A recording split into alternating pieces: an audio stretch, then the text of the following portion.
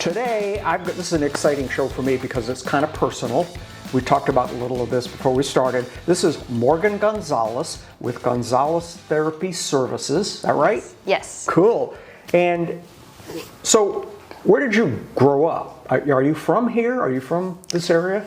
No, I grew up on a farm in Visay, Oklahoma, is where I grew up. Okay, Yes. so when you look on the map, it says middle of nowhere. Yes. And there's an arrow pointing there. Yes, nobody knows where Visay is, or the GPS says Vicky. And you're a farm girl. Yep. Yes, yeah, Yep. Grew up on a farm. So cattle, pigs, and horses. Yeah. Yes. And now you still live in the country. Yes, north of Enid in Carrier, but not in Carrier. Yep, north of Enid. I like on your bio, it says you have free-range chickens and kids. Yes. Very cool. If you saw my kids, you'd understand. They're running outside barefoot with the dogs and then the chickens. And we used to have some turkeys and ducks as well. You know, your generation missed that. You know, I grew up like that, and it was just, that's the way it was. Our parents threw us out in the morning and reeled us in at night, and we just spent all day outside doing stuff and messing around and climbing trees. And so it's neat that you're able to offer that to your children now. Yeah. So, so where did you go to school, and tell me about your degrees? Okay, well, so I actually went to SWASU in Weatherford for 1 year, and I obtained my associate's degree because I did the concurrent classes in high school. So it just took me about 1 year. I got my associate's degree, and then I transferred to UCO in Edmond, and I got my bachelor's degree in, it might have been called communication sciences, but essentially speech pathology. Right. Then I went to grad school again at UCO and obtained my master's degree in speech pathology. Wow. Now, did you know that you wanted to go into business for yourself? No. Or did you okay. No, not at all. I was actually warned against it. We all were in grad school. They said, don't do that. But I think it has to be a specific kind of person to open your own business, because if you don't like that side of things, I could see. And they don't realize there's a whole nother half to the, doing what you love to do, and then there's the other stuff. Yeah. Oh my gosh. They said, what's your accounts receivable? I said, who is that? So I've had to learn a lot with that. But yes, after about 5 years of working in the field, then I decided I can do this for myself. So Now, did you go into this field because you had some issues of your own, or was this just something, what made you decide that career path? Well, I actually wanted to do physical therapy because that's where I had my issues. I had to have surgery on both of my ankles in high school from softball injuries. So that surgery, I spent a lot of time in physical therapy, and I was like, I love doing this because I loved going. But I don't really want to talk about sports, and I don't really want to touch people's feet. And I had surgery on my ankles. I'm like, no, I don't think that's for me. So it was recommended speech therapy because I talk a lot. There we go. There you go. That's perfect. Yes. And so this is, April is Autism Awareness Month, is that correct? And this is kind of like your thing, I guess. It is. It has unintentionally become my specialty. Like, that's not why I started my own business, but when I was in grad school, I just fell in love with working with autism patients. But then I ended up working in acute care, and now I've come full circle, and now I'm back working with autistic children. Oh, tell us, what is autism? What is that? Autism it's a developmental disorder. So it's not something that you acquire. It's something that you're born with. It's not something that you don't catch it. You don't catch it. There's not a cure for it, but you might not see signs until around 2 to 3. But it's a neurodevelopmental disorder, and essentially our brains are wired differently. So that's what it is, yeah. Wow. And then how do you know what are some of the early symptoms? Because I guess it takes a little while to recognize it. It's not like at birth you know. Yes, some infants you can tell, but you don't have a lot of expectations for a newborn baby. Sure. you usually start really noticing around 2 years old, because that's when that social demand is. That's when the demand for language is increased. Those social reciprocal communication is expected. So it seems like a child is regressing or has suddenly acquired a disorder. But it's just because other children you see that don't have autism function a certain way, and a child with autism does not function or appear a certain way. So it starts, the little red flags start coming out about that time.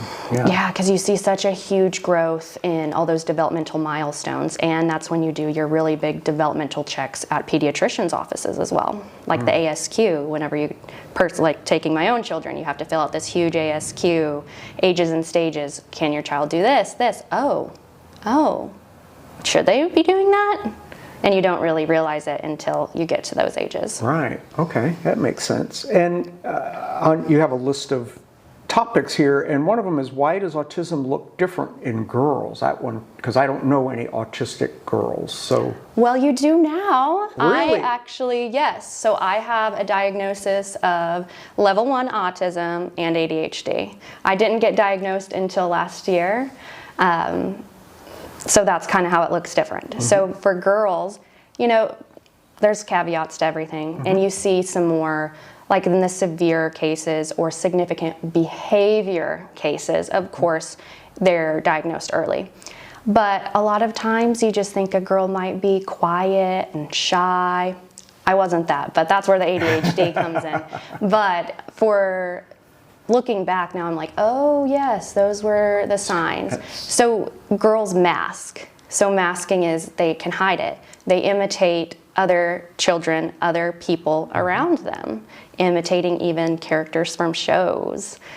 So I actually did a post last night to kind of illustrate what my autism looks like. And I will mirror. So mirroring, you might notice that a girl is imitating her friends, like very closely, or saying things that they say. That can be echolalia. But even in college, I had a lab partner who was from the UK, and she stopped and she said, are you speaking like me?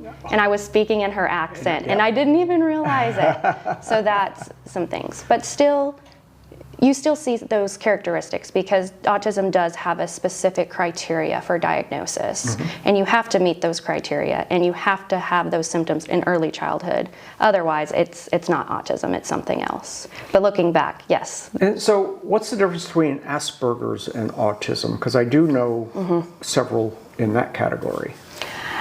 It is now all the same thing. So Asperger's is in autism spectrum now. Just a different level or spectrum of it. Asperger's they would call it like almost a social pragmatic disorder, where maybe somebody was just a bit odd, or they just kind of struggled with social situations, but they didn't have any like other apparent disabilities.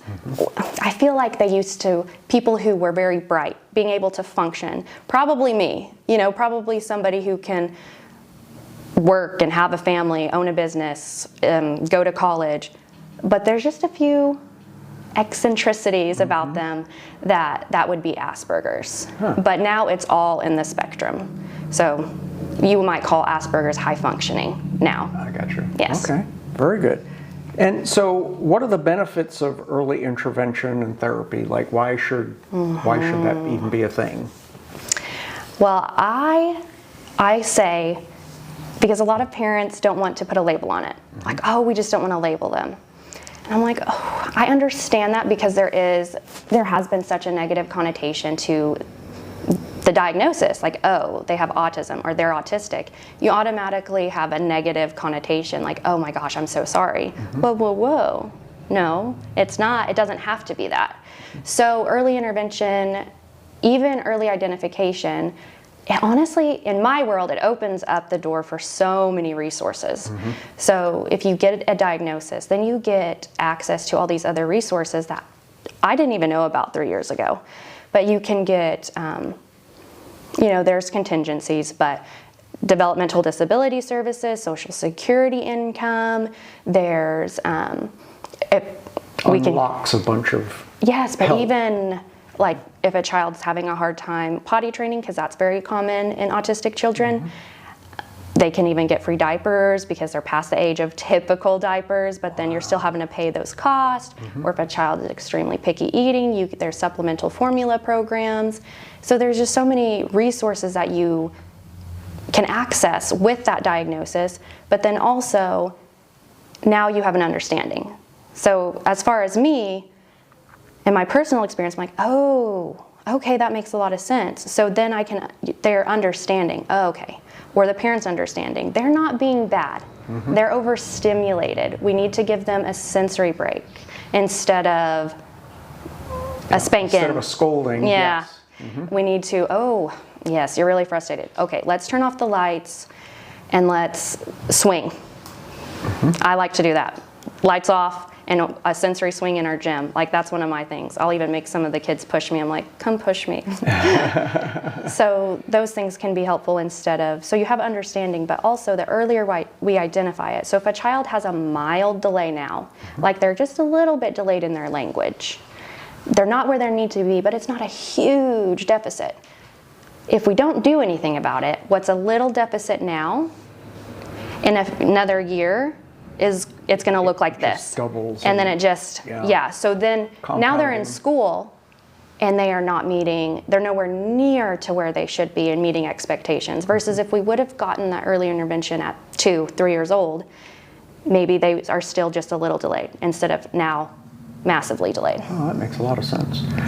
So what about non-autistic children? I know you do a lot of pediatric kind of thing, and Yes. so what are some of the things that parents could look at to know they probably need to seek your advice or your help?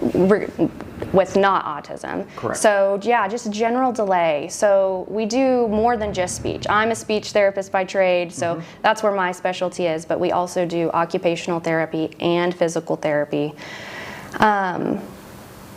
Sometimes it's hard to see, like, so I'm in the world, I'm in it. But for example, my daughter, when she was turning 4, we did the ages and stages. And because I work with delayed children, I'm like, oh, no, my daughter is a genius. She is so far advanced in everything. And then they really tried some of the fine motor skills with her on the pediatric, like, developmental questionnaire. And I'm like, oh. So she was really behind in some of those fine motor skills. So think also independent skills, being able to put their shoes on, their socks on, being able to trace letters, because she was 4 and she was at like an early preschool and she was not. That was a real struggle for her. She just needed a little extra help. So then I was able to get her into occupational therapy and she was able to work on that, tracing, writing her name, but also putting on her socks and her shoes by herself without us having to do that. So even those things that you don't think about, like getting themselves dressed, getting themselves drinking from a cup without spilling it, those things. But of course, it's easier to spot speech delays, but then even motor delays. So physical therapy, I feel like that one for children isn't picked up on as much as it should be. And we've had to kind of do some educating with our staff and also even just providers in our area. So just because a child, oh, yeah, they're walking. Yeah, they just climb those steps. But they fall a lot, they bump into things, they get on a piece of playground equipment, but then they're stuck and they can't figure out how to get off or get down. Those are motor planning problems that could benefit from physical therapy. So, how does someone work with you? Is it a doctor referral? Is it the parent just says, hey, I need help? Or tell us what that process is. Okay. Yeah. So if you're insurance, which most everybody is, whether you're Medicaid or commercial insurance, we do need a doctor referral. However, even through our website, like if somebody was like, I am worried that my daughter's behind in this, then we get those emails, we follow up, and we can even request for you if you sign a release, or you can call the doctor and ask for a referral. If you're not insurance, we don't have to. We can bypass all that and just go ahead and evaluate and see. But if you're wanting it to go through insurance, just in case, we definitely have to have all of that paperwork in place. But we're happy to help as well, because sometimes that's just another mental load for a caregiver, for a parent to have to do. So if you need us to call the doctor, or as long as we have a signed release, we'd be happy to, we call the doctor's office. You know, we talk to them so much that our front desk knows their front desk, like, hey, we're needing an order for this. Yeah. Well, it's neat that you know, I know I've had health issues in my family, and it's just that one extra thing that you can help take off their plate. And Yes. you know, they've got a very full world as is. So is there anything I left out? Is there anything that you really wanted to hit on? I know you're a full service Therapy clinic, company, and so let's talk about where people can find you and how they reach you, and then your website information.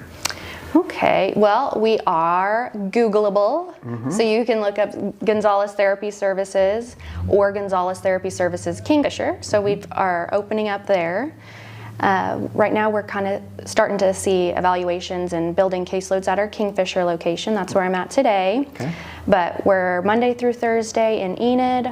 But our website really has everything you need to know, and you can even message us on the website at a little form. And Facebook.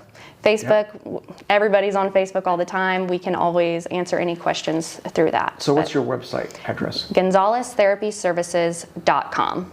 Awesome. Yes. Very, very cool. Well, Morgan, thank you for hanging out today. This has been neat, and I've seen you on video before, but first time I've met you, and I appreciate you hanging out and telling us, you know, some of these important things with autism and what you're offering. And this was fun. I can talk your ear off, so anytime. I love it. Awesome. Thank you. Yes. Stay tuned.